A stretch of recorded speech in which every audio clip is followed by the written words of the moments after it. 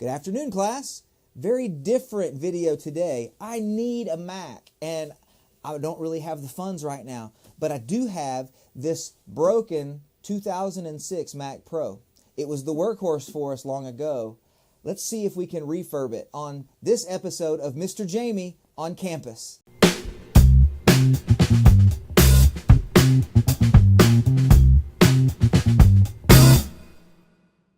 I'm a little nervous about this one because an expert in building Macs, I am not. And though this is a little bit close to the heart here because this is my very first Mac. I haven't used it here, I haven't used it at all because it's been broken for about 2 years. And when I say broken, I'll show you in a minute what it does. I have to believe there's some way to get it functioning again. And fortunately, I don't need a powerhouse for at least what I'm planning to use this for. What I need is a computer that can just run ProPresenter, which, you know, I want it to be a good computer, but just run ProPresenter for playing of audio and sermon slides, essentially. Just graphics that will go up on the projector screen. That's really all I need it for. In fact, whether or not it can play the audio is not as important as the ability to play the graphics. I'm not going to use it for anything else. I'm not going to load anything other than ProPresenter on it. So, but of course I have to have a working operating system, and right now I don't. I'm going to first, simply because I need to show her some love, I'm going to clean her up, and then we're going to connect it together, boot it, and show you what it's doing.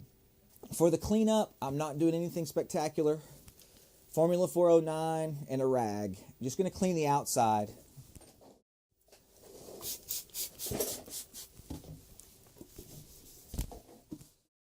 Okay, I've hooked it up. I'm going to press the power button, step away, and let's watch and see what happens.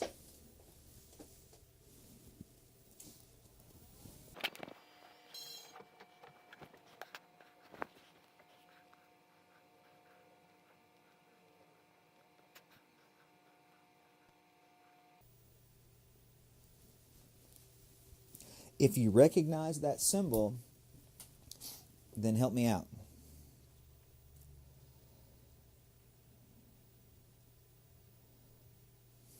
If I recall, a different graphic comes up after a little while. Let's wait and see. Okay, back to the Apple.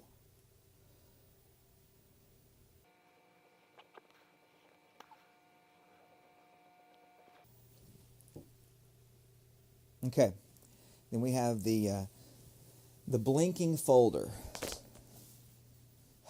What to do? I'm not sure. I've got to do a little bit of research. I'm going to get online and see if I can find this symptom anywhere.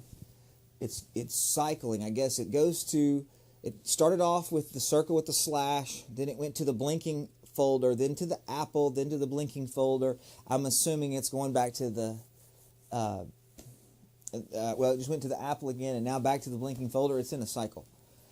I don't know. It's the folder blinking with the question mark could potentially mean that there's no system drive. And if that's the case, then I suppose what I need to do is pull the drive and see if I can plug it in to an enclosure and just read it.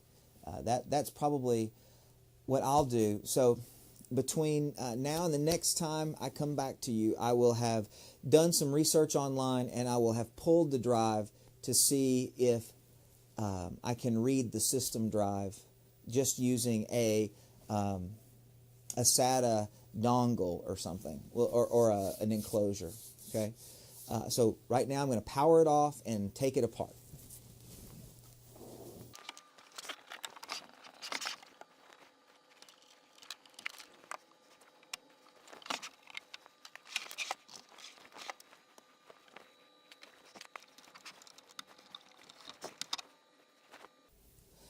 Okay, this is drive 1, so I'm going to take it over to my my laptop.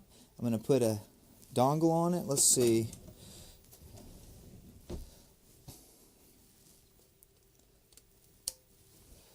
and see if it'll read it.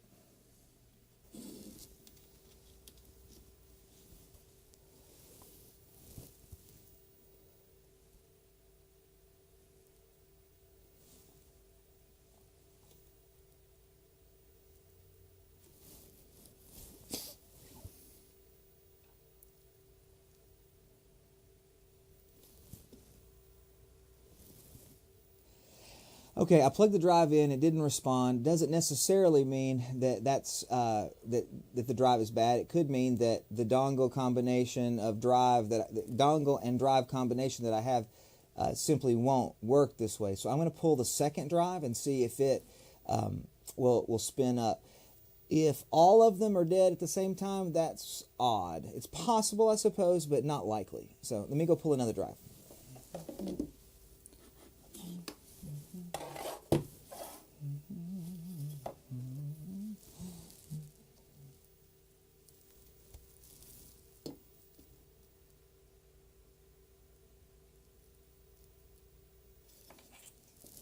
I'm just going to try a different drive or different USB port.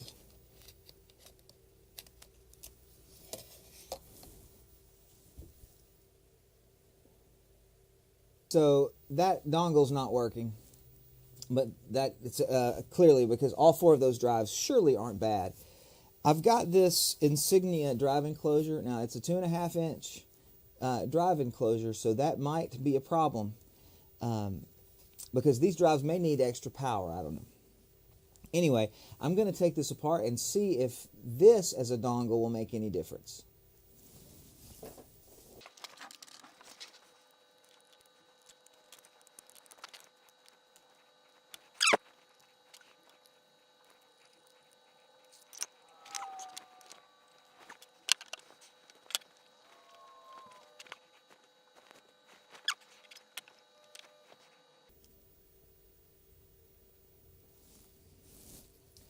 None of the drives are spinning up.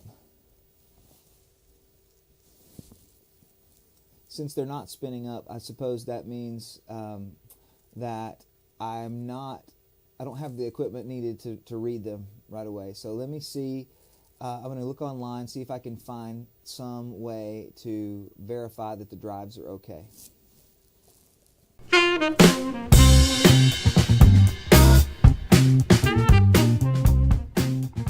At this point, I decided that I needed to reinstall the operating system. At the time the computer became non-functional, I was running Snow Leopard, so I found a really great written tutorial that taught me how to install Snow Leopard using a bootable USB drive. I'll put a link to that article in the video description. But you have to locate an installation CD or an image of an installation CD, and that I did. And then once I booted it to the USB drive, I found out that the system drive wasn't damaged, it was just corrupted, which was a great relief. And thankfully, all of the media, the old projects and potentially valuable data was stored on a media drive, and so I didn't lose any of that. I just simply reformatted and reinstalled Snow Leopard on that on that system drive, and the computer booted beautifully. And so then I attempted to install the latest software to support the Blackmagic Design Intensity Pro card that was already in the machine. And as you would expect, Blackmagic Design hasn't supported Snow Leopard in a very, very long time. So I had to figure out a way to get a supported operating system installed, and that is when I discovered this wonderful Mac Rumors article and an accompanying YouTube video. The Mac Rumors user that posted this information is rthpjm. I've left you a link to the article and the video in the description of this video. Basically, you have to use a utility called either PIKIFY or PIKIFY 3.1 to convert El Capitan's installation from 64-bit to a 32-bit installation, so it'll run on these old Macs. The process is rather lengthy. It requires some steps that have to be performed in the console, so I'm going to leave all the teaching up to the article and the video. But there are a couple of things that you need to know before you start if you try to do this yourself. First, you're going to have a USB drive with a capacity of at least 8 gigabytes. Second, The PIKIFY utility will not run on Snow Leopard, so you'll have to upgrade to Lion. Lion, though, is able to be purchased from Apple still, so you can go to the Apple Store and buy the upgrade to Lion. And then lastly, the utility can't complete unless you have at least 12 gigabytes of RAM, which in my machine, I only had 8. So, of course, the next step would be for me to upgrade my RAM. I ordered 4 sticks of 4 gigabytes each, which means that would be an additional 16, but I have to remove 4 of the 1 gigabyte chips, so I should have 20 when this is installed. Now remember, they have to go in 2 at a time in pairs, in matched pairs, so I'm adding 2 matched pairs to one of the memory boards. So I'm going to go ahead and take the side off and do the replacement now.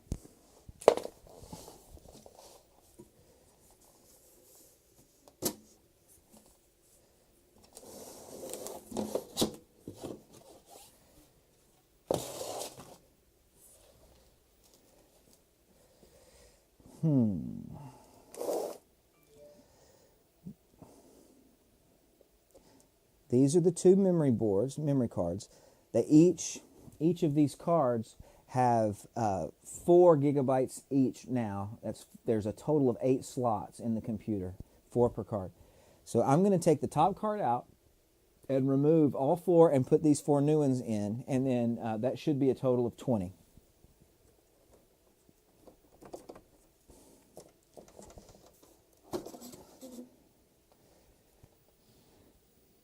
Kind of dusty.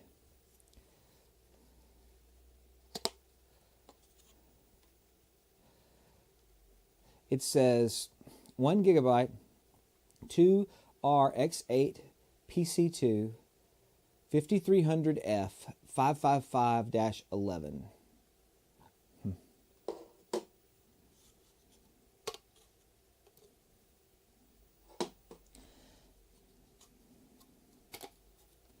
These are very large, and they have heat sinks. All right.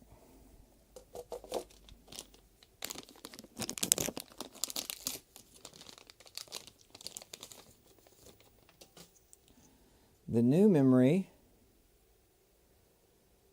it says it's OWC 53FBMP 4GB, so 4 gigabytes.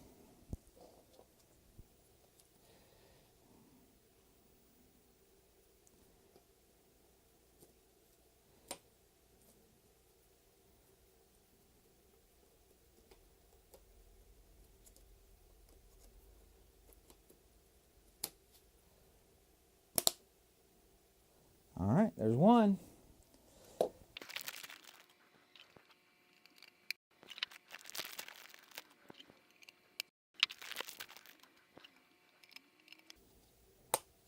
Four.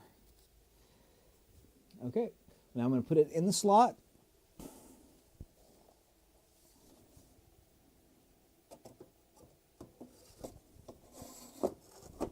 Okay. Put the cover back on.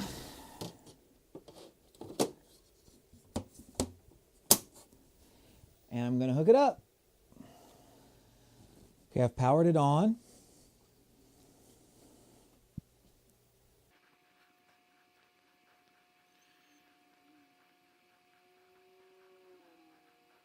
Okay, I didn't connect the Ethernet cable, so that's no big deal. Now I'm going to check to see if it registers the memory.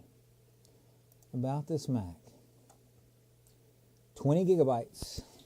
Yes, 20 gigabytes. 667 megahertz DDR FB DIMM. All right, well, we've got it upgraded memory-wise. Now, we need to try to run the install again.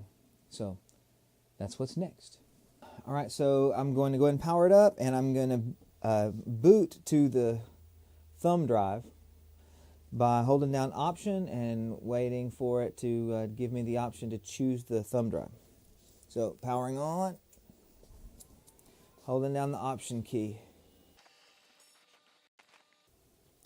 All right, so I'm going to choose, it says install OS X El Capitan, which is the name of the PIKIFY or PIKIFY thumb installation, thumb drive installation. There we go. Let's see what happens.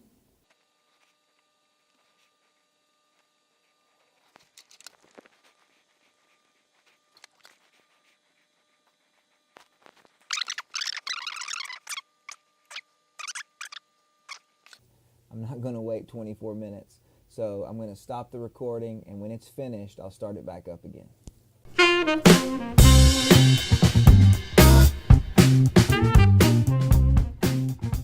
I was so excited to be finally running El Capitan. Little did I know that I still had a major issue. The very reason I resurrected this old machine was so that it would run ProPresenter, but ProPresenter won't even open now because it couldn't locate an accelerated graphics card. The graphics card in my machine is not an accelerated graphics card, so it has to be upgraded. So now I'm back to Google to try to figure out which graphics card I can install that ProPresenter will support. And there isn't actually an officially supported accelerated graphics card for the 2,1. I got one that is supposed to work, and so I'm going to install that right now. So, Papa's knife. I'm installing an ATI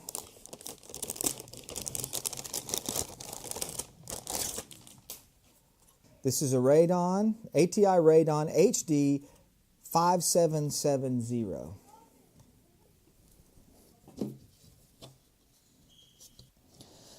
The lightsaber screwdriver does the trick.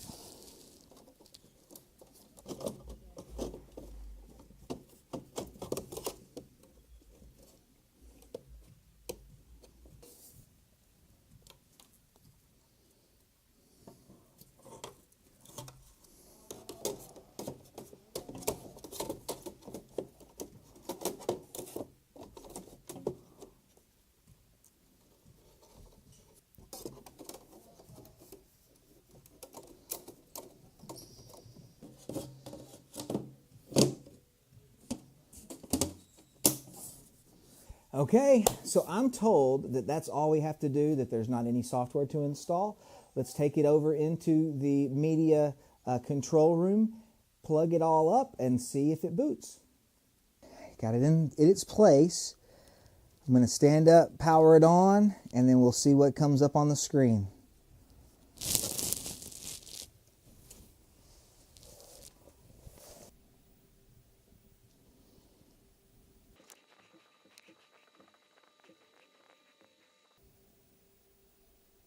Oh, looks pretty. Okay, the moment of truth is this. Can I open ProPresenter without the error message? Let's try.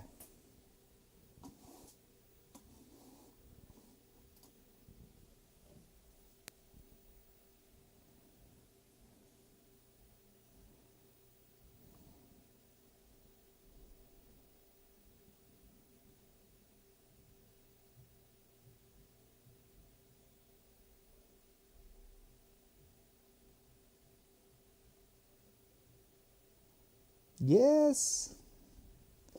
This means that I can use this computer to handle all of my lower thirds for live streaming.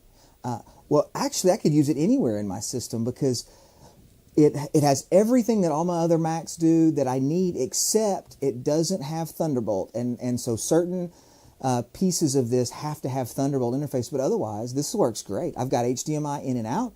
I've got the ability to run ProPresenter, and it's got not the latest. It doesn't have Sierra on it, but it does have El Capitan, which is what all of the software that I need requires at a minimum. So we're in great shape. We've just taken a Mac from 2007 out of the garbage bin and made it something that can be used in our studio for who knows how long. This is great success. If you enjoyed this video or found it helpful, would you like my video or even subscribe to the channel so that all of my videos will be coming right to you every time I publish one? If you have a question or a suggestion about this video or the channel altogether, please email me at jamie@mrjamie.com.